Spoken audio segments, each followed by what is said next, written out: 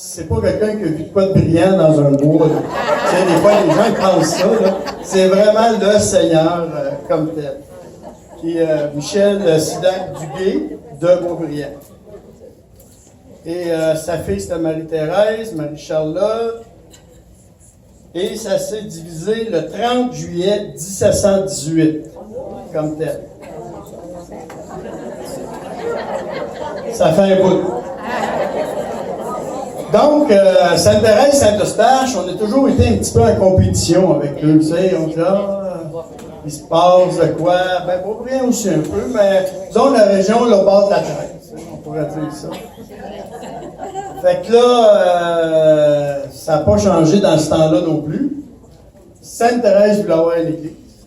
Saint-Eustache voulait avoir une église. Les deux villes ont parti à peu près en même temps. Le contrôle de tout ça, dans l'époque, c'était à Sainte-Rose. C'était là. Sainte-Rose était quand même pas mal développée à l'époque. Donc, Sainte-Rose, il y a un émissaire de l'Église qui part de Sainte-Rose, puis il va aller voir l'évaluation, lequel des deux paroisses qui va avoir sa première Église.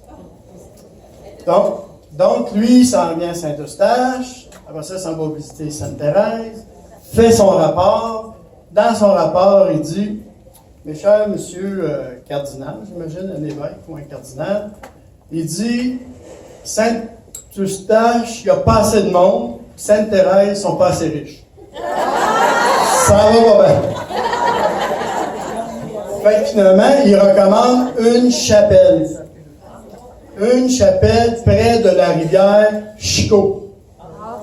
Qui veut dire près de la Grande Côte. Dans le livre que j'ai ici, il parle de Grande Côte, de la rivière Chicot. Moi, je n'ai pas connaissance qu'il y a un bâtiment près du Moulin de la Dalle ou des Poulaillers ou en allant vers la 25e. Je pense que c'est peut-être dans ce secteur-là de la 25e. Côte-Nord, peut-être, je ne sais pas, Côte-Cachée, excusez. Peut-être dans ce secteur-là, parce qu'il faut que ça rejoigne les deux seigneuries. Donc, peut-être près de la Grande-Côte, mais c'est sûr et certain dans les textes, deux textes différents, Rivière-Chicot. En passant, clin d'œil, vous avez tenté de me parler de Rivière-Chicot ou Chêne.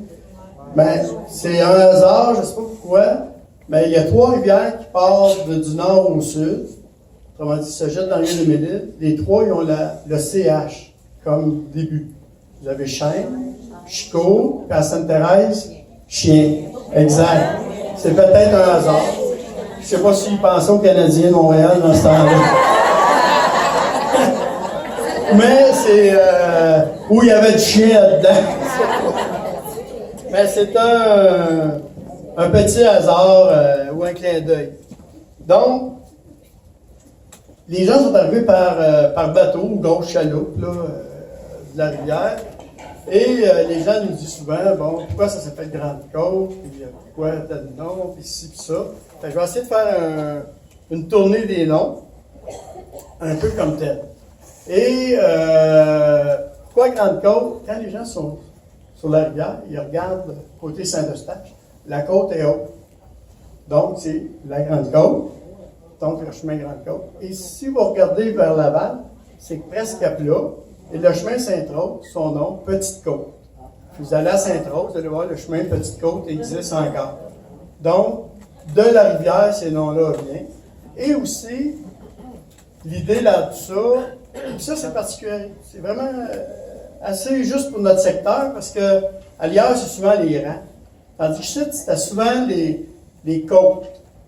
Côte-Nord, Côte-Sud, Côte-Double, Côte des Bouchards, Côte des Corbeilles, Côte des Anges, mettez-en, Côte cachée, celui-là, ils l'ont jamais trouvé. Puis mettez-en, il y en a des côtes. Et c'est tous des chemins est-ouest. Donc, est-ouest. Et les montées, donc, montée d'Orion, montée du Domaine, montée Lorrain, mettez-en, on monte par là, c'est nord-sud.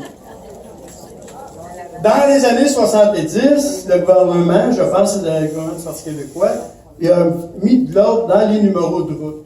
Ils ont dit les chemins pairs. Les chemins pairs, c'est les est-ouest. Impairs, nord-sud. Autoroute 11, la 15, je veux dire, la 13, vous avez tout ça. Donc, c'est nord-sud. Chez nous, il y avait la 8 avant.